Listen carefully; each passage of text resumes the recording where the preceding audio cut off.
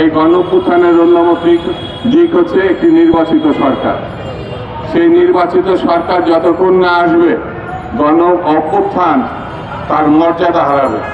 বীরের জাতি বাঙালি, দক্ষিণ পূর্ব এশিয়াতে না সারা পৃথিবীর মধ্যে তারা সশস্ত্র যুদ্ধ করে, সশস্ত্র লড়াই করে, সশস্ত্র ভাবে পাকিস্তানিদেরকে তারা পরাজিত করে স্বাধীনতা অর্জন করেছে।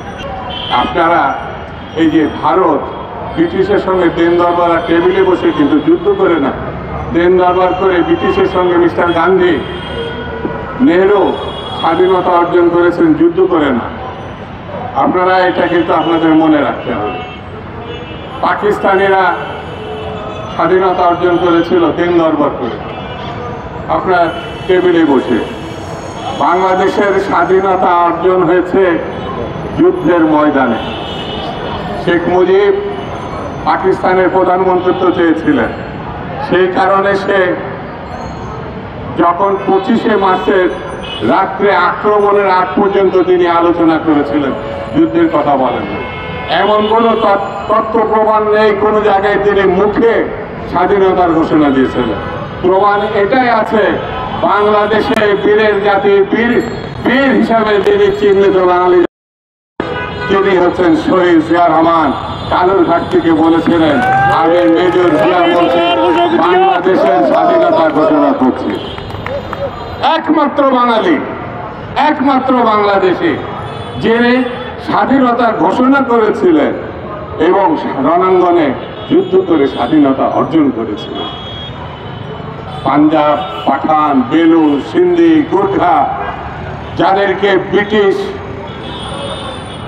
খুব সাহসী জাতি হিসেবে বলেছিল, কারণ তারা এইসব ব্রিটিশের লেজের বৃত্তি করেছে, চাকরি করেছে স্বাধীনতা যোদ্ধাদের উপরে। তারেক রহমান যদি বাংলাদেশের আগামী দিনে প্রধানমন্ত্রীর দায়িত্ব নেয়, নিশ্চিতভাবেই বিদেশ থেকে আপনি ভারত পেঁয়াজ, রসুন, চাল যে বন্ধ করছে না, তখন কেনারই কোনো প্রয়োজন হবে না, বুঝতে পারবেন আপনার। সেই জন্যে আমরা বন্ধুত্ব চাই, ভারতের সঙ্গে যুদ্ধ চাই না। আমরা ভারতের সঙ্গে বন্ধুত্ব চাই সমমর্যাদার ভিত্তিতে। আমরা ভারতের সঙ্গে মর্যাদার সঙ্গে যদি বন্ধুত্ব হয়, দ্বিপাক্ষিক হয়, স্বাধীন জাতির সঙ্গে স্বাধীন জাতির বন্ধুত্ব হয়, তাহলে আমাদের কোনো আপত্তি নাই। কিন্তু প্রভু আর দাসের সঙ্গে কখনো বন্ধুত্ব হয় না। বিদেশে আমাদের বন্ধু আছে, কিন্তু প্রভু না। আমরা এই নীতিতে বিশ্বাস করি, সমমর্যাদা, সমস্বার্থ, সমভাবে যদি কেউ ভাবতে চাই, তাহলে আমাদের কোনো আপত্তি নাই। বন্ধুরা, তৈরি থাকতে হবে, যে কোনো পরিস্থিতি তৈরি থাকতে হবে।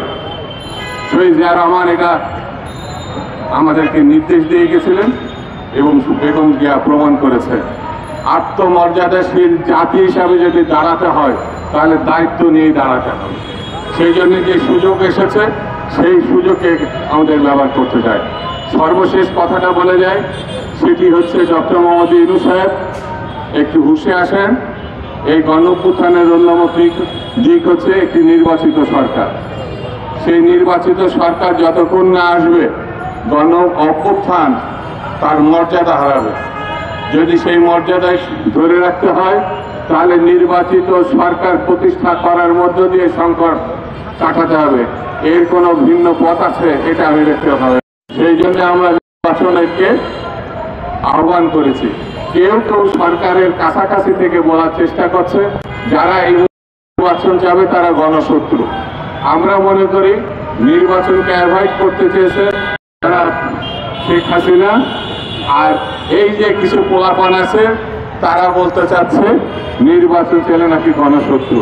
হাসিনার সঙ্গে এদের একটা সাদৃশ্যতা লক্ষ্য করা যাচ্ছে। এটা দুঃখজনক, এটা করা ঠিক হবে না। আমি মনে করি যত তাড়াতাড়ি সম্ভব নির্বাচনের দিকে দেশকে এগিয়ে নেওয়া উচিত। সকলকে ধন্যবাদ। খুদা হাফেজ। বাংলাদেশ।